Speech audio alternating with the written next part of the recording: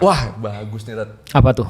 Tanggapan mengenai statement dari salah satu tokoh PBNU yang menyebutkan bahwa menyogok atau suap untuk mendapatkan hak itu diperbolehkan. Sementara dalam Islam, suap hukumnya haram secara mutlak bagi pemberi, penerima maupun perantaranya karena merusak keadilan dan melanggar syariat sebagaimana disebutkan dalam Al-Qur'an, hadis yang melaknatnya. Emang ada tokoh PBNU ngomong gitu? Jadi yang ngomong itu Pejabat ada setahu gue. ada yang ngomong itu sama seperti yang ngomong Wahabi lingkungan. Oke. Jadi yang pernyataan kayak tadi itu sama tuh. Jadi Wahabi lingkungan. Jadi gini ceritanya. Aku jelasin dulu ya. Dalilnya jelas ar-rashi wal murtashi finnar. Orang yang nyogok dan yang disogok itu masuk neraka. Oke. Langsung. Langsung. Jadi tadi yang dibilang nggak dosa langsung masuk neraka tadi. Tobat. Kalau tobat? Kalau tobat beda urusannya. Oke. Nah, guyonannya tadi itu nggak dosa langsung masuk neraka. Iya. Padahal maksudnya masuk neraka artinya Iya. itu dosa artinya. Oh, iya, oke. Dan setiap dosa pasti bisa tobat lah.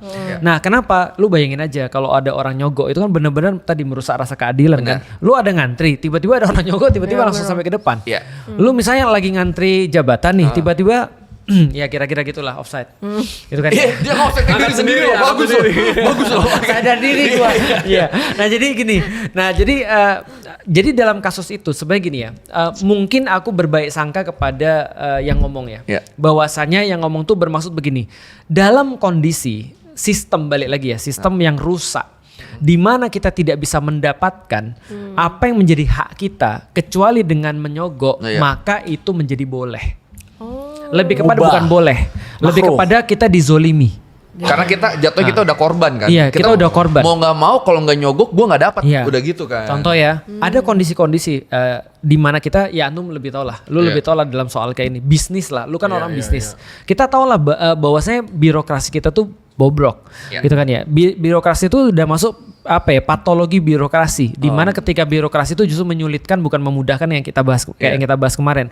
Nah, maka ketika dalam kondisi seperti itu sebenarnya birokrasi itu dijadiin sebagai alat untuk bisa narikin duit dari orang. Gitu maksudnya. Dan kalau kita nggak bayar, kita nggak akan jadi-jadi sementara kita perlu ini. Iya. Contoh misalnya ya, bikin siup misalnya. Atau bikin apalah yang berat-berat ya. Itu kalau misalnya di satu titik kita udah bener-bener coba, bener-bener datang, berusaha nggak dapet juga. Iya. Ya artinya cuma kurang satu itu. Iya. Lah maka ketika kita nyogok itu menjadi sesuatu kezoliman.